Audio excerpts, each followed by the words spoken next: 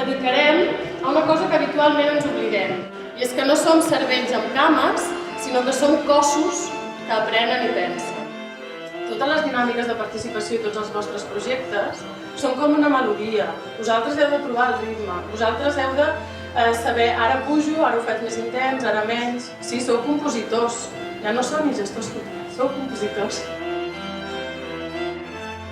És veritat que la ciència pensa d'una manera, perquè això és més una metodologia com de comprensió, aquesta és més una metodologia de creació, i després hi hauria tota una metodologia d'imaginari, que seria el procés artístic.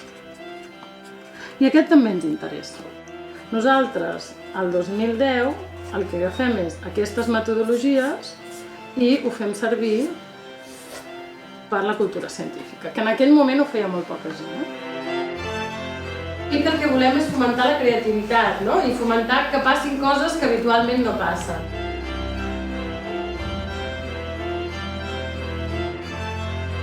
Fer néixer una idea que sigui de tots, per tant a vegades pensem, ostres, no, que difícil, però és que realment el que esteu fent és difícil.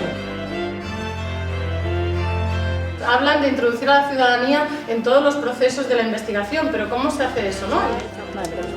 Mira, aquí intercambio de centros de prestigio, proyectos internacionales, colaboraciones internacionales.